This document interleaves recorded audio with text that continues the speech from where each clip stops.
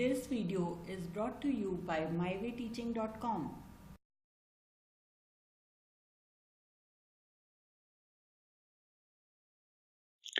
Now let us study behavior of gases. It's very easy to study the properties of gases compared to liquids and solids, because in gases the molecules are far from each other, and even their mutual interactions are negligible except when they collide. So it's very easy to study their behavior. And not only that, gases at low pressures and high temperatures, much above that at which they liquefy approximately, they satisfy a simple relation between their pressure, temperature, and volume. So, that one we can write it or represent it with this equation. Okay, you remember this equation? Yes. So, gases at their what we can say low pressure and high temperature, they satisfy this relation, the relation between pressure, volume, and temperature for a given sample of gas.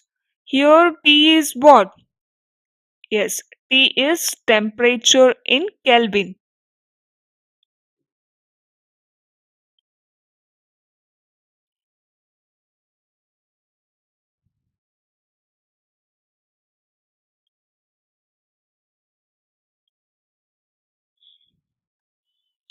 Okay, and K is a constant for a given sample, but it varies with the volume of gas. It is constant for given sample. And we know P is pressure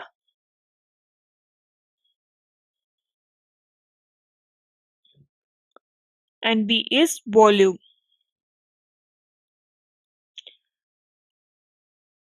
If we now bring the idea of atoms or molecules, then K is proportional to the number of molecules.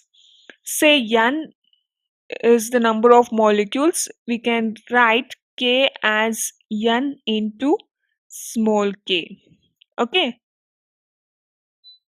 this K is same for all gases and it is called as Boltzmann constant.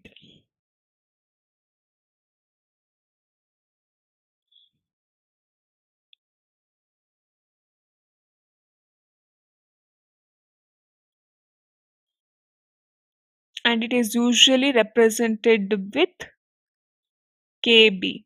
Okay, and we can write P1 V1 by N1 T1 is equal to P2 V2 by N2 T2, that is equal to a constant, that is nothing but Boltzmann constant.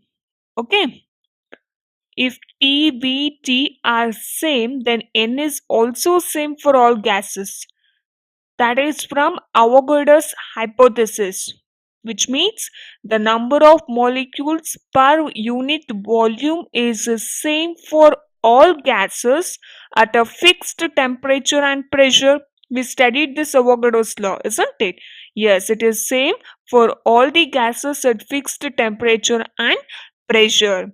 So the number in 22.4 liters of any gas, okay, the number of molecules in 22.4 liters at fixed temperature and pressure is 6.02 into 10 raised to 23. This is Avogadro number.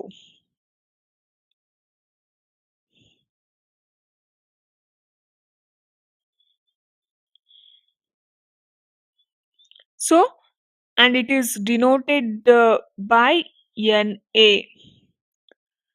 the mass of 22.4 liters of any gas is equal to its molecular weight in grams of STP.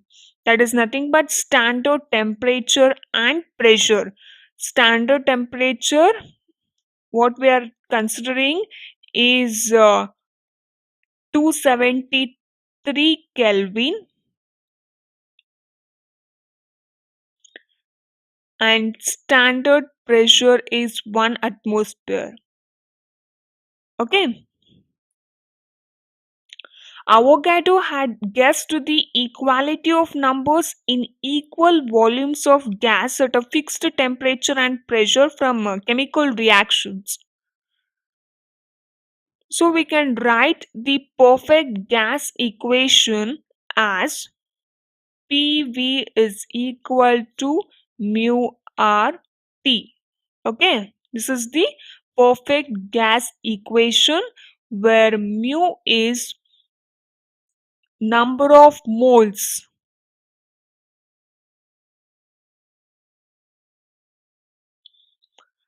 R is equal to Avogadro number is Na, and Boltzmann constant Kb. It is a universal constant. Okay, we can say it as universal gas constant.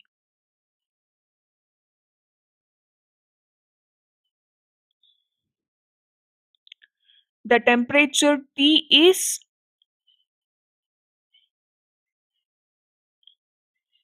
absolute temperature.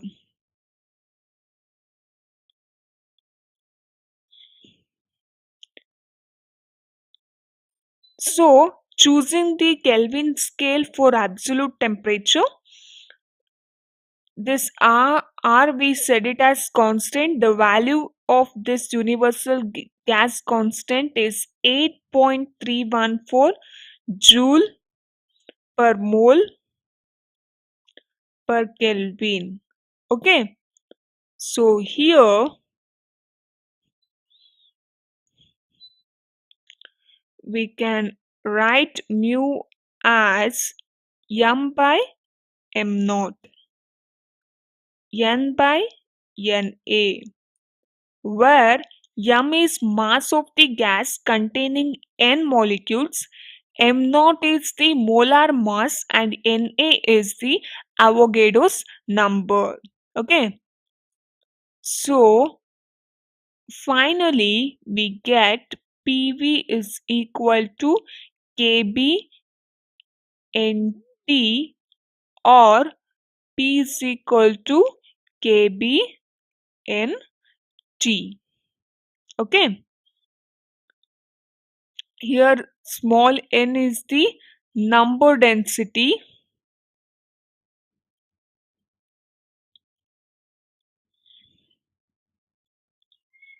that is nothing but number of molecules per unit volume, and we already know this Kb, that is Boltzmann constant.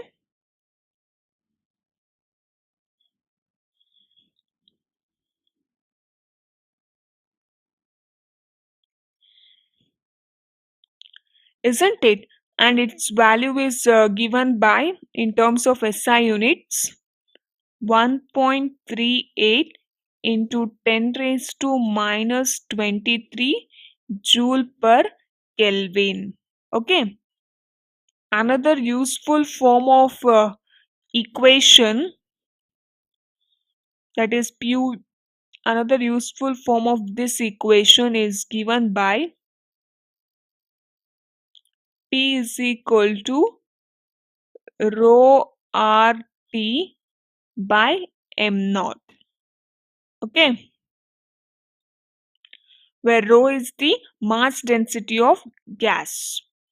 A gas that satisfies this equation 3 exactly at all pressure and temperature is defined to be an ideal gas if it satisfies this equation.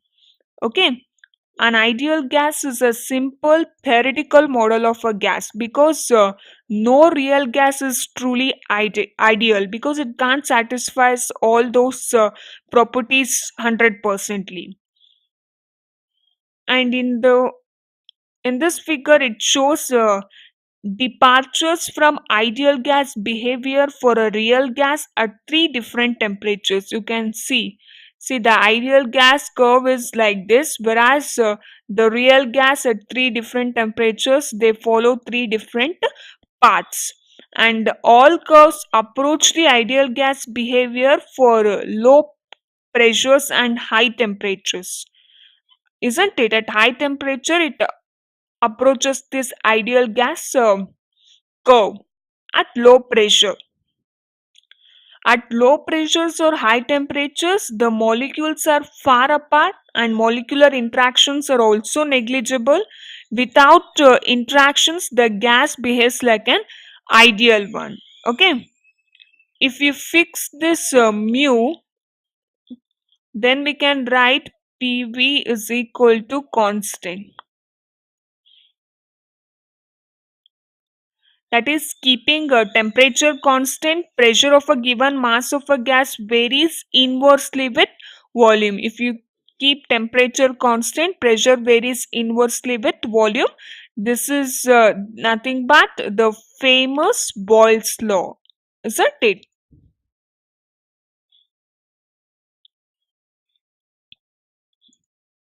You can see the another one figure. It shows the comparison between experimental PV curves, that is pressure volume curves, and the theoretical curves which are predicted by Boyle's law. Okay, experimental as well as theoretical PV curves for same temperature. See T1, T2, T2, T3, T3. Okay, once again you see that the agreement is good at high temperatures and low pressures. It almost follows the at T3 high temperatures and low pressures, it almost follows the theoretical one.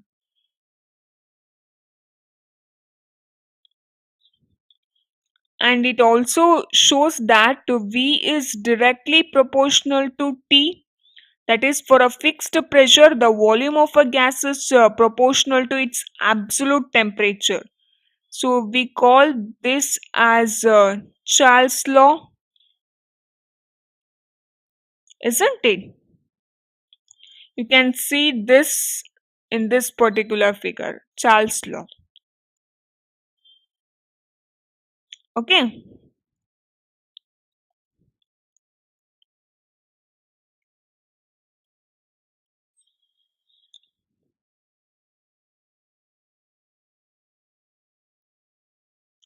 Finally, consider a mixture of non-interacting ideal gases. Okay, you just consider non-interacting ideal gases. One is mu1 moles of gas 1 and mu2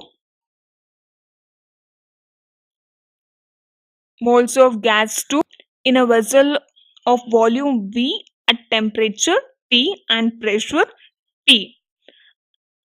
And it is then found that the equation of state of the mixture is PV is equal to mu1 plus mu2.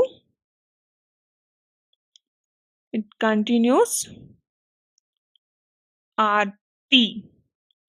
Okay, P is equal to mu1 RT by V plus mu2 RT by V, isn't it? That is nothing but P1 plus P2. It goes on. So we can write clearly P1 is equal to mu1 RT by V is the pressure gas 1 would exert at the same conditions of volume and temperatures if no other gases were present. So this is called as a partial pressure of gas.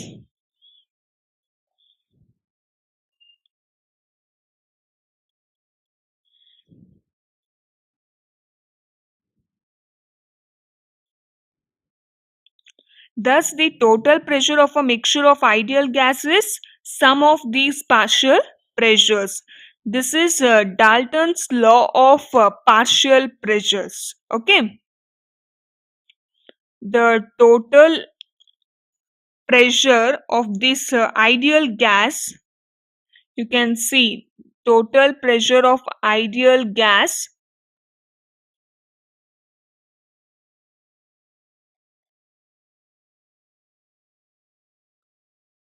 is equal to sum of partial pressures.